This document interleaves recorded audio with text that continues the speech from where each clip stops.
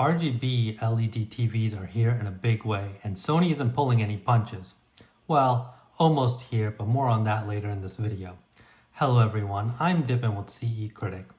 In this video, I'm going to talk about Sony's new RGB LED technology that was just announced and why this is such a big deal, and potentially an OLED killer.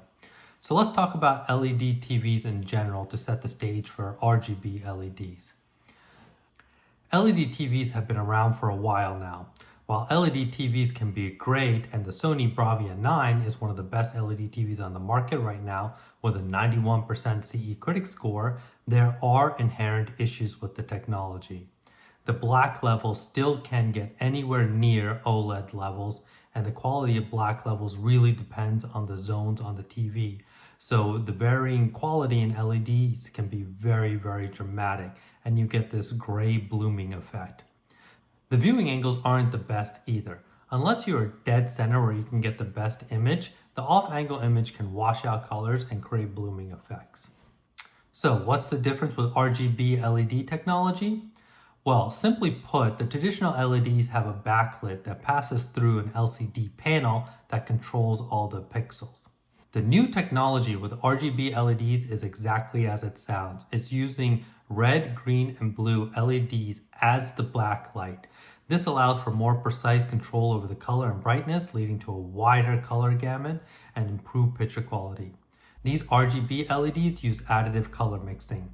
This means by varying the intensity of red, green, and blue light, they can create a vast spectrum of color. As you can see here in Sony's results that they provided, the RGB LEDs provide way more color options than even OLED.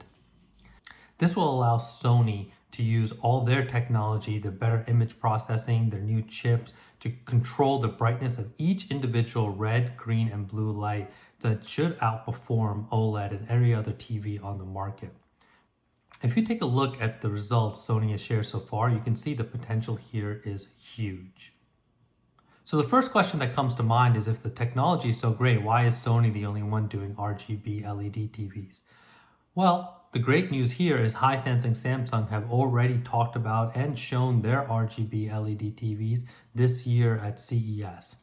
Hisense showed off the UX Trichroma, which is a 116-inch TV that's using these RGB LED lights to create an impressive 10,000 nits of brightness and has 97% BT 2020 color gamut coverage. And during CES this year, Samsung also showed off their RGB LED technology, but they're coming out with an 8K version, and they're going to have it in 75, 85, and 98 inches. So we're already starting to see some market adoption of this technology, which is going to be great for the future of TVs. But if we get back to Sony here for a minute, while this technology is really, really exciting, we're not going to see anything until 2026, which is a huge, huge bummer. We were hoping to see some of those TVs here in 2025. We also don't have pricing on a lot of RGB LED TVs yet, so we expect these to be very expensive as it's new technology that's just being launched. But if you're a Sony fan and you really like Sony TVs, don't worry. As reported by Vincent at HD TV Test, we're going to see the full 2025 Bravia lineup on April 2nd.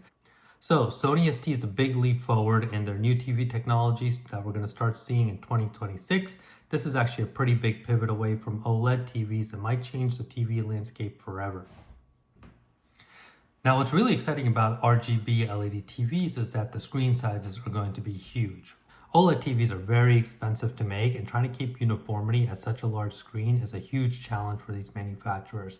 LG's biggest TV, the 97-inch OLED, is over $20,000 as well.